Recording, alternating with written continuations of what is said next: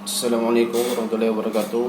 Perkenalkan, nama saya Parsener Paris Rahman, NIM 1931041125 dengan tugas evaluasi pengajaran Panjas.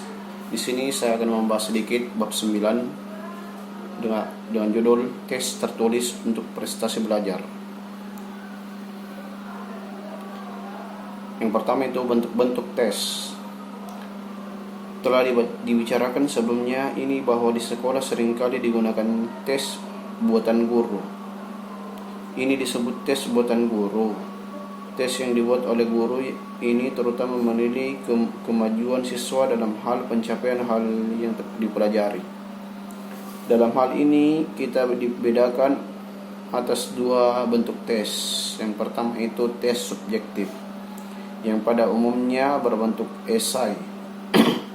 Tes bentuk esai adalah sejenis tes kemajuan belajar yang memalukan jawaban yang bersifat pembahasan atau uraian kata-kata.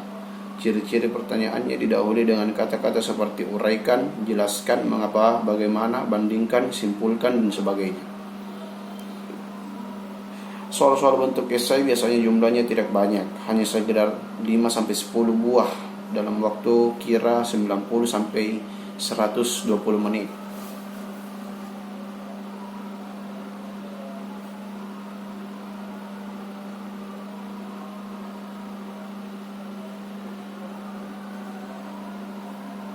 Selanjutnya, tes objektif. Tes objektif adalah tes yang dalam pemeriksaannya dapat dilakukan secara objektif. Hal ini memang dimaksudkan untuk mengatasi kelemahan-kelemahan dari tes bentuk esai. Dalam penggunaan tes objektif ini, jumlah soal yang diajukan jumlah lebih banyak daripada tes esai. Kadang-kadang untuk tes ini berlangsung selama 60 menit dan diberikan 30-40 buah. Di sini ada kebaikan-kebaikannya, ada kelemahan-kelemahannya, dan cara mengatasi kelemahan. Selanjutnya, macam-macam tes objektif. Yang pertama itu tes benar salah atau true false. Soal-soalnya berupa pernyataan-pernyataan.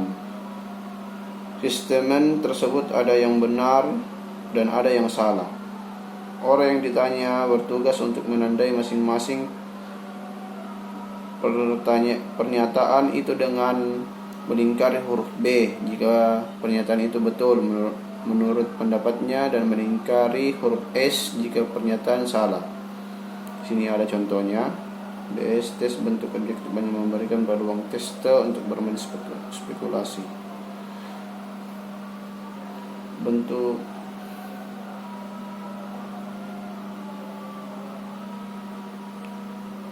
Di sini ada cara mengelola skor.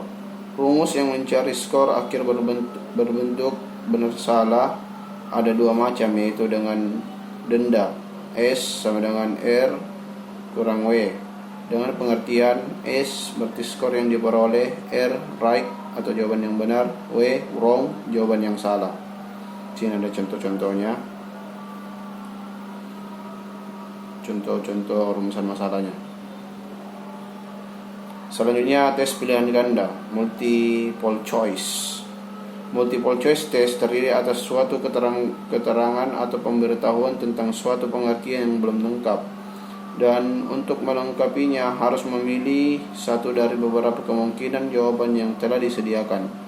Atau multiple choice test terdiri atas bagian keterangan sistem, dan bagian kemungkinan jawaban atau alternatif atau option. Kemungkinan jawaban terdiri atas suatu jawaban yang benar, yaitu kunci jawaban yang beberapa pengecil. Biasanya kunci jawabannya itu satu pertanyaan ada A, B, C, dan D. Di situ kita cari jawabannya antara A, B, C, dan D.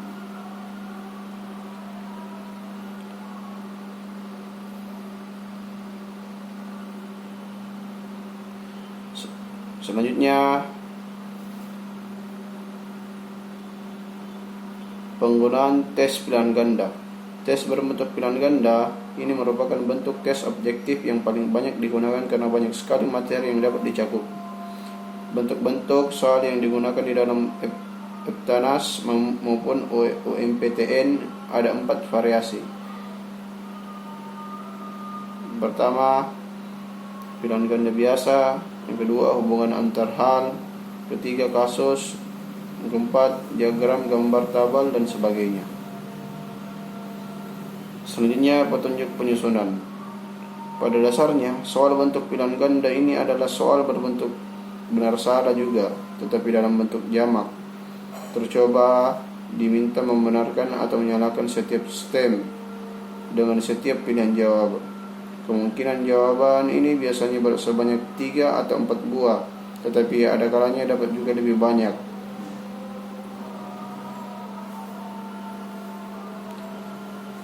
Hal-hal yang perlu diperhatikan dalam tes pilihan ganda.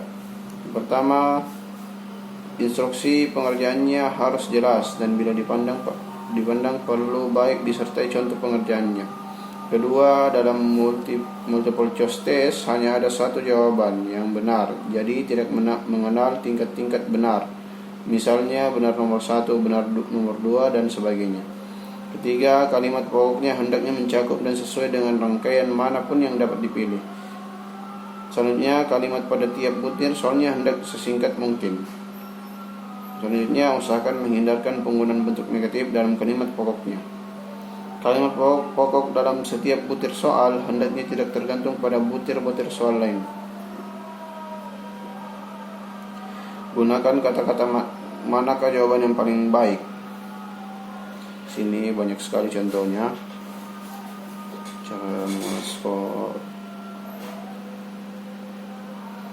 Selanjutnya kita masuk ke menjodohkan. Yang pertama, pengertian. Matching test dapat kita ganti dengan istilah mempertandingkan, mencocokkan, memasangkan, atau menjodohkan. Matching test terdiri atas satu seri pertanyaan dan satu seri jawaban. Masing-masing pertanyaan mempunyai jawabannya yang tercantum dalam seri jawaban. Tugas murid ialah mencari dan menempatkan jawaban-jawaban sehingga sesuai atau cocok dengan pertanyaan-pertanyaannya. Contoh, pasangkanlah pertanyaan yang ada pada lajur kiri dengan yang ada pada lajur kanan dengan cara menempatkan huruf yang terdapat di muka pernyataan lajur kiri pada titik-titik yang disediakan di lajur kanan. Sini ada contohnya, teman-teman. Selanjutnya, petunjuk penyusunan. Petunjuk yang perlu diperhatikan dalam menyusun tes bentuk matching ialah: yang pertama, seri pertanyaan-pertanyaan dalam matching. Yang kedua, jumlah jawaban yang harus dipilih. Yang ketiga, antara item-item yang tergabung dalam satu seri.